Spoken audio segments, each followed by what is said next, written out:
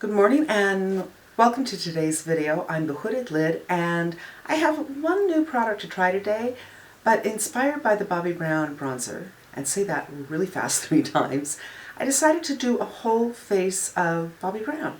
Bobbi Brown used to be my go-to brand from the time I was in my 20s. I think soon after it came out. It was a period in my life when I was working in an office and I wanted to look put together and professional and pretty, but not like too much. And let's be honest, in those days, it was a long time ago, unfortunately, in those days people didn't use shimmers and glimmers and glitters or even highlighters. It was a different time, but Bobbi Brown, her philosophy was not about making you look like someone else, but making you look like the best you can possibly be. The kind of exaggerated looks that were around that time were, think of Robert Palmer, you know, Addicted to Love. A heavy, smoky eye, a very bright lip, a lot of blush, and the blush was right here. And she just was a different wave. She was like the new wave of makeup. Anyway, when I got my bronzer, I also got a sample of this. This is the Longwear Weightless Foundation, and I tore off the Sand 2 is my color. Here's what's interesting. When you look online, this is for oily, combo, and normal skin. The one that is just like this, but it's not Longwear, but the same bottle, and I guess maybe the same formula, is for all skin types. So I think there's something in the Longwear that might make it a little iffy if you have drier skin, but we're going to start in with this. And if you are just coming back into makeup after being away for a while, but you don't want to look too much, this might be the brand for you. This goes on really light, but it works well with my neck. So I tried it yesterday with my fingers and a different foundation, and I found that it was a little weird, honestly. It kind of skipped a little bit, and I had moved my hand and it just took off the foundation, so I had to go in with a beauty blender. But today I am wearing a different sunscreen, and maybe that will change things. And of course, this pack has been open since yesterday. I shot this yesterday, you guys, but I'm having serious problems with my camera, getting my light to remain the same from every time the camera stops. This has been very hard. So I've ordered a new camera, and it should be here in a week. And I'm so looking forward to it, because I just can't control how sometimes I look kind of bluish. The whole thing looks bluish, and then sometimes it looks really warm. Like I did something the other day where my hair looked orange. It was my sunscreen video, and my hair looked orange, but my face looked white. I looked like the Joker. So I'm having the same experience as yesterday. A teeny bit streaky, a little bit fussy, but I would say that the coverage is buildable to medium, and I have to say this did wear well. I didn't wash my face until late last night, and it was still on, and it looked very nice. It really did. It's just not the easiest foundation to apply. Right now I'm doing a lot of the Reboot and the Bite, and they're just easy. I love them. The Bite's slightly more coverage than the Reboot. And I've been trying the Dior Face and Body, which I really like. But you can see it is light, but it's not too bad compared to my neck, so we'll just bronze it up and it'll be cool. I do, however, feel like I'm going to have to get this wet and do a little pouncing. And this is where I ran into trouble yesterday. When I started doing some pouncing, it started taking off the foundation. So let's see if it does the same thing again. I'm going to get this wet. Okay, I towel dried that, but I'm just going to squeeze it with a paper towel so there's really very, very little moisture left. And another thing I noticed yesterday was the foundation had a tacky feeling to it and kept that tacky feeling for quite some time, and I had to powder this before I went on with my powder products like blush and my bronzer. So let's see if it's different with a different sunscreen. So I just need to work it a little bit right here. Most everywhere it's okay, but I'm just going to give it a, yeah, it does pick up a little bit when I do this. So it is a little tacky, and I don't want to press too hard because it does seem that it moves around a bit until it sets up, or you set it with powder. Let's just move on to the eyes. So I have some Bobbi Brown eyeshadows that are really old, really old, but they made shadows differently in those days. They didn't have emollients in them as far as I can tell, and I'm okay with using something that may be 20 years old, maybe even older than that, because there's not dimethicones in here as far as I can tell. There's no oils in here. There's nothing to spoil. And I'm just going to show you a sampling of some of her colors. As you can see, these are very neutral colors, but they have different undertones. So some of these are not made anymore, but when I went onto her site, I took a look at what she is doing, and she's doing the same kind of things. So she has a lot of neutrals with a lot of different undertones, and it's perfect for your everyday eye. However, they're $28. So, you know, if you thought that the Makeup Forever powders were expensive at $17, these are really expensive. But there's such a good variety of color for a basic eye, and I mean basic in the best way. So I am going to go in with Bone all over the lid. And Bobbi Brown's method for eyeshadow is to build. She doesn't do an articulated eye, but she starts with the lighter color, goes in with something slightly darker, and then she might go in with a definer or a liner. But it seems to me, from the videos I've seen, she does about 3 colors. Now, here I have Heather, which is a grayish purple, and she still makes this, and Taupe. Taupe is something that has a little reflection to it, a little bit of sheen. She doesn't do those shades anymore as far as I can tell. She only does the mattes and then shimmers and glimmers, I guess. But I really like this color, Fawn. Now, if you wanted to get something similar that's made right now, this is Flint. And this is a palette that I did with Antique, Rose, Flint, and Bone. We could go in with Flint, even though I really want to do Fawn. Now these shadows do feel different than the shadows we're used to, especially when you compare it to something like Natasha Denona, Pat McGrath. Their mattes are beautiful, and these don't feel that way. And they feel like you really need to build them. But again, if you're a beginner, that's not a bad thing. It is trash day.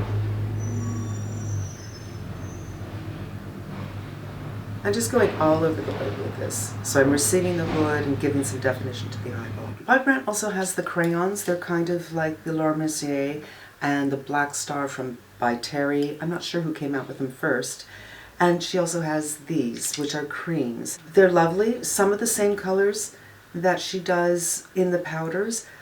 It's just a little hard because I like to do a finger application, and I have short nails, but I have nails. They should have made this neck wider, so your nail kind of gets stuck right there, and it's kind of hard. So you have to go in with a brush or be annoyed. I found that these last for a very long time if you store them upside down, and make sure you close them well. Something she did do first was this, the Inkwell Sigil Liner. I'm taking a little brush here, take some off on my hand. By the way, the foundation is sticking on my hand too. So it's not my sunscreen that is doing this. And do a little bit of lining. Really close to the lashes. And it's not for cat eye, it's just for little emphasis around the eye. And I like this color because it's a dark brown, not a black, so it's not too severe. Just makes your lashes look thicker. And this color is Chocolate Shimmer Ink. So it's brown with a teeny bit of shimmer particles in it. And the goal for me for this product is to not make it look like liner, you know? It's not that someone's going to notice you have liner on, it's just going to make your eyelashes look thicker. That's a classic, and she was the first one to do that. Now I'm going to do lining in my waterline, but I'm going to have a little fun with it right here. So this is one of the thinner liners. So it's great for waterline or regular lashing, and this is in navy. And it just gives a little bit, I think it's imperceivable, but does a little something to have this in another color. Before I go on with my powders, I still want to give this time to set. My hand still feels tacky. I'm going to brush my brows, do a little concealer, and I'll be right back. You guys, someone is playing the guitar and singing. And that's never happened before. And I live in a hillside, so it could be coming from anywhere. The sound just bounces, but it's not very good. But I don't think we're going to get a strike for it because I'm not monetized. Let's do the inspiration. The bronzer. So I got mine in the light, which is the Antigua, which is the shimmery one, and Golden Hour. We'll go in with Golden Hour. Voila. And just, especially because this foundation's the teeniest bit light for me, we'll need to put some life back into the face. And I like to always get my bronzers on the top of the cheeks because when you're getting sun, that's where you're getting it. And just down here, just to even everything up. Now I wouldn't powder because the finish needs powdering so much as because it's tacky and I was afraid this wouldn't blend in well, but not a problem. So there, accidental test, my mistake. What else is new? Peony. This is such a beautiful blush. Don't let it scare you.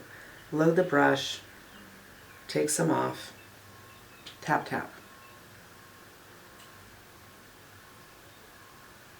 Blend a little bit more.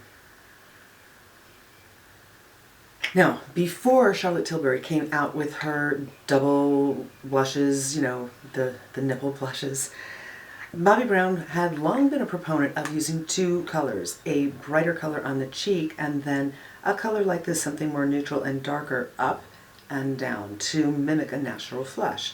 So I'm going in with that. Sand Pink, one of her more popular colors, as is, I think, the Peony. You just have to know how to apply that. Light, light, light hand to start. So I'm just distributing the powder evenly before I blend. And then sweep down. That's the Bobbi way. You don't have to, but, you know, why not? And now I'm going to go in with the Antigua, which for all intents and purposes kind of is another blush. You can use it with the bronzer. I'm going to actually kind of use it like the bronzer. I'm going to go over the bronzer. It leaves such a really nice finish on the face.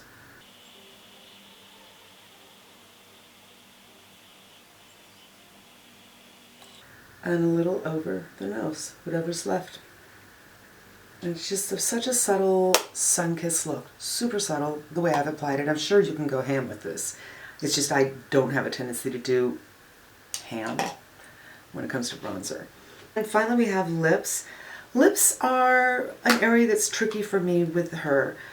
My very favorite red was done by Bobbi Brown, and I don't remember the name of it. When I ran out or when I was getting low, I thought, no big deal. I did not run to the store to get another one, but the next time I was at Bloomingdale's, I'm like, oh yeah, I need the new red, and we don't make it anymore.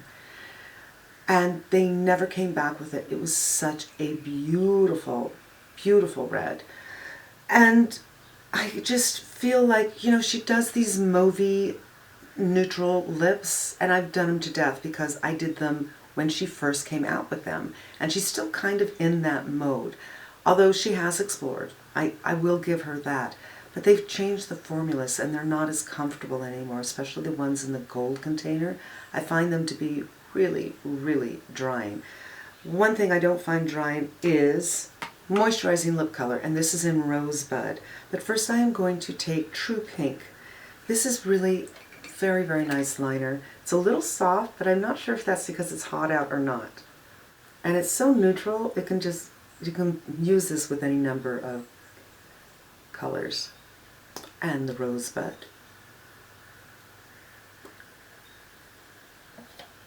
Well, there you have it. I think this is such a beautiful look, but it's a daily look. It's an everyday look. I feel put together. I think I look pretty. I don't look like I'm trying too hard. I need to go to the grocery store. I need to go to the vet. I need to do this, that, or the other thing today. I feel 100% comfortable and confident doing this, but this can also take you to work. I feel like it can kind of take you everywhere. You know what? I didn't pull you in. Maybe you want to see a little bit of what the foundation looks like on my skin, so let's do that. I think the foundation actually looks very skin-like. Doesn't look like I'm wearing makeup foundation. So there's no powder on this. There's nothing going on here or here or here. It does look nice. It does look like it's a good color match for me. I'm not sure about this formula. I would love to get a sample. I don't know if the days of samples are over, but I'd like to get one of the same thing, same bottle, but not the Longwear, because I did find it the teeniest drying yesterday. Teeniest bit drying. But I think the skin looks pretty good. And that's going to wrap it up for me, you guys. I hope you enjoyed it. I hope if you are coming back to makeup after a hiatus, or if you're new to makeup, I think at least the shadows are a good place to look. You might find a good undertone for you just to define your eyes, something like this. Something that, when you think about it, when you're watching movies and TV shows and that kind of stuff, you're not looking at editorial, you're not looking at Insta, and you're not looking here at YouTube. This is the kind of look that they put on actresses because they want them to look pretty, but they don't want you to go, oh, that eyeshadow is insane. You know what I mean? And it's kind of like real life. Yeah. Thanks for spending a few minutes with me. I hope it was helpful to you, and I hope you come back again. Until we meet again, be safe and smart, and I'm wishing you good health.